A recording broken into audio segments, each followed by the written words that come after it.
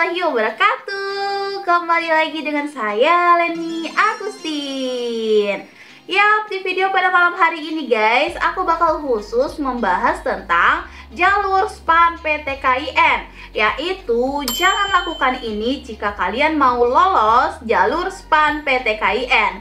Karena kemarin di peserta aku itu banyak beberapa hal yang mereka lakukan, sehingga itu bisa menyebabkan kegagalan di jalur SPAN PTKIN. Nah, makanya aku bakal share beberapa informasi supaya kalian tidak melakukan hal itu juga. Jadi kalian bisa lolos di jalur SPAN PTKIN. Oke guys, sebelum aku share informasinya, seperti biasa aku selalu ingatkan sama kalian, jangan lupa ya untuk subscribe channel YouTube aku Leni Agustin, karena satu subscribe itu merupakan penyemangat aku untuk memberikan informasi kepada kalian. Jangan lupa juga untuk nyalakan lonceng atau notifikasinya supaya kalau misalnya ada video terbaru, itu kalian langsung bisa mengetahui informasi terbaru pada saat itu juga. Jadi kalian gak ketinggalan lagi. Dan buat kalian yang mau ikut tryout gratis secara online, kalian boleh kepoin Instagram info.umptkin atau Instagram pribadi aku Leni Agustin 10. Kalau misalnya kalian mau tanya-tanya juga boleh DM aja ya. Jadi di sana tuh aku sudah mengadakan tryout online secara gratis. Jadi kalau misalnya kalian mau mengetahui kemampuan kalian itu udah sampai mana nih untuk ujian di tahun 2025, silahkan kalian mengikuti tryout online tersebut. Oke deh, langsung aja mari kita nonton. Ini dia videonya.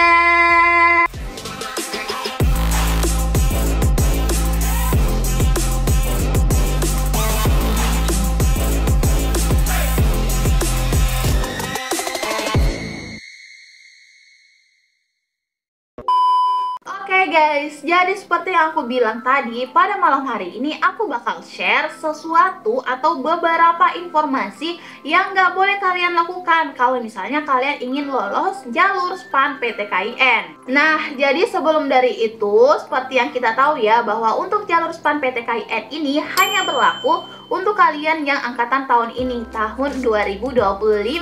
Jadi untuk kalian yang gap year, mohon maaf ya, kalian tidak perlu nonton video ini, karena jalur SPAN PTKIN itu hanya berlaku untuk lulusan tahun ini, tahun 2025.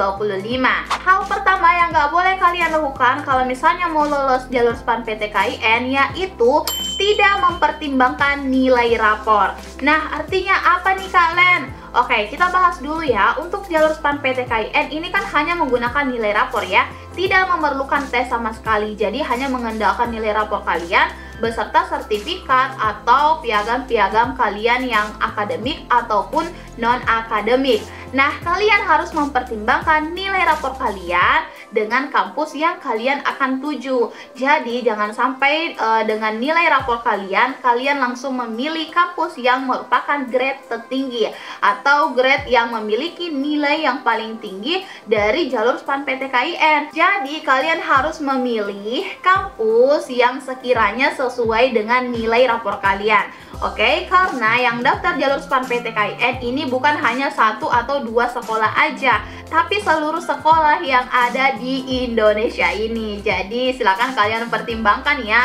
Misal nih nilai rapor kalian rata-ratanya 85, 86 atau 87, silahkan kalian memilih kampus yang sekiranya kalian bisa tembus. Jangan langsung pilih kampus yang grade tertinggi tapi nilai kalian 85, 86. Tapi kalau misalnya nilai rapor kalian rata-rata 95, 97, ya kalian boleh aja memilih kampus yang tertinggi. Oke, jadi silakan kalian pertimbangkan nilai rapor kalian terlebih dahulu. Yang kedua yang nggak boleh kalian lakukan yaitu memilih program studi atau jurusan secara asal-asalan. Ini tuh banyak banget permasalahan di jalur SPAN PTKIN kemarin yang aku ajar ya. Ada beberapa peserta yang memiliki jurusan itu tidak sesuai dengan bakatnya, tidak sesuai dengan skill yang mereka punya, atau hanya ikut-ikutan teman saja. Misal nih temannya mau daftar pendidikan agama Islam, dia juga daftar pendidikan agama Islam, padahal dalam diri dia itu tidak ada skill atau bakat dalam jurusan itu. Ada juga beberapa siswa yang memilih jurusan karena perintah dari orang tua. Sebenarnya nggak ada salahnya ya kalau kita mau sesuai dengan perintah orang tua, sebenarnya itu bagus. Cuman kembalikan lagi sama diri kalian, apakah kalian bisa pertanggungjawabkan jurusan tersebut selama 4 tahun? Karena yang akan kuliah itu kan diri kalian ya, bukan orang tua kalian. Jangan sampai kalian sudah lulus di jalur SPAN-PTKIN tapi kalian tidak mau dengan jurusan tersebut, padahal kalian sendiri yang memilih si jurusan itu. Jadi silahkan kalian pilih jurusan sesuai dengan bakat kalian, sesuai dengan minat kalian, dan sesuai dengan skill yang kalian miliki.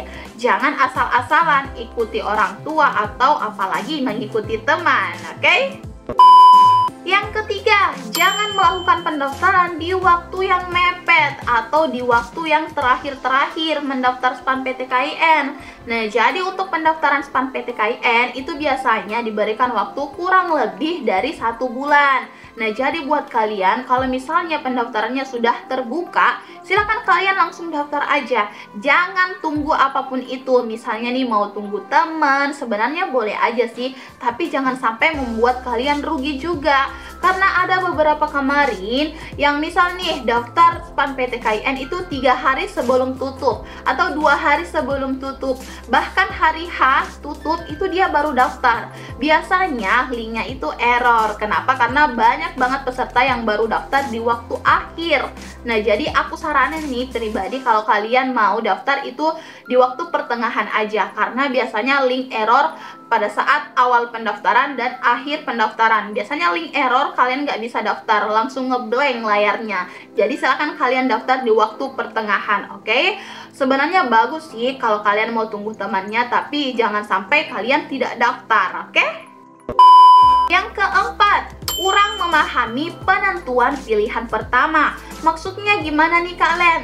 Oke, jadi untuk kalian yang mau daftar jalur SPAN-PTKIN, itu kalian harus membuat pilihan-pilihan kampus dan program studi atau jurusannya sesuai dengan bakat dan minat kalian. Jadi kalau semisalnya kalian udah lulus di jurusan tersebut, itu kalian mau ambil. Karena ada beberapa kemarin yang sudah lulus jalur SPAN-PTKIN tapi tidak diambil.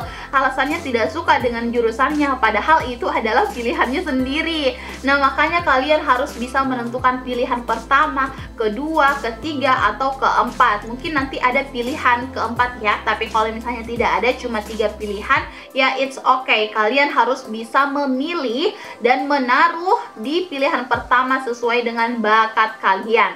Pokoknya di jalur SPAN-PTKIN itu biasanya yang lulus itu banyak ya. Jadi kalau misalnya kalian benar-benar mau kuliah, silakan perbaiki pilihan pertama kalian. Oke, karena ada beberapa kampus yang katanya sih tidak mau di nomor 2 kan, tapi tetap kalian harus pilih sesuai dengan bakat kalian, dengan skill kalian, dengan minat kalian. Pokoknya kalian harus berprinsip bahwa pilihan berapapun aku daftar di SPAN-PTKIN nanti, entah itu pilihan pertama, kedua, atau ketiga lulus nantinya, itu aku harus tetap ambil. Oke, karena tidak selamanya ya yang daftar SPAN-PTKIN itu lulus di pilihan pertama. Kemarin jujur aku lulusnya di pilihan ketiga. Oke, jadi jangan asal-asalan memilih jurusan.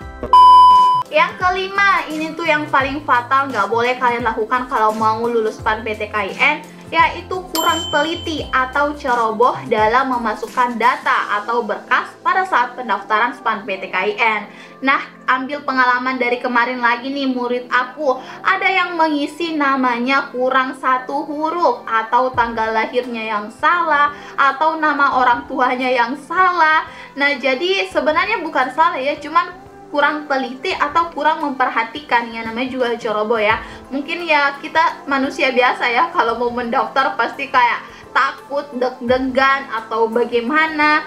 Jadi kalian harus memperbaiki. Kalau misalnya kalian udah daftar, silahkan kalian periksa kembali berkas kalian, apakah namanya sudah benar, nomor teleponnya apalagi, nama email juga biasanya ada. Itu silakan kalian isi dengan benar dan tepat. Jadi sebelum kalian kumpulkan berkasnya atau tekan OK pendaftaran, silakan kalian baca kembali nama itu apalagi ya, nama orang tua, penghasilan orang tua juga biasanya ada. Jadi silakan kalian cek semuanya berkasnya sebelum kalian mendaftar SPAN-PTKIN. Oke deh guys, jadi itu dia beberapa informasi atau yang aku share ya menurut kendala kemarin nih. Jadi kalau misalnya kalian mau lolos jalur SPAN PTKIN, jangan pernah melakukan kecerobohan yang aku sebutin tadi, oke? Jadi ini berdasarkan pengalaman murid-murid aku kemarin yang tidak lulus karena ada beberapa kesalahan. Jadi buat kalian yang sudah tahu, silakan kalian hindari hal tersebut. Oke guys, jadi cukup sekian dulu ya informasi pada malam hari ini. Bagaimana? Apakah ada pertanyaan lagi mengenai jalur SPAN PTKIN? Kalau misalnya ada, boleh banget langsung komen aja di bawah. Tapi kalau misalnya kalian mau lebih privat lagi, boleh langsung chat aku di WhatsApp aja 088247854631. Mungkin kalian yang sudah nonton video aku setiap hari, kayaknya kita udah berteman di WhatsApp ya. Tapi kalau misalnya kalian belum dan mau di save back, boleh banget langsung chat aku aja di WA pakai nama kalian supaya aku bisa save nomor kalian. Oke, jangan lupa untuk subscribe ya teman-teman supaya aku lebih semangat lagi memberikan informasi kepada kalian. Sekian, wassalamualaikum warahmatullahi wabarakatuh.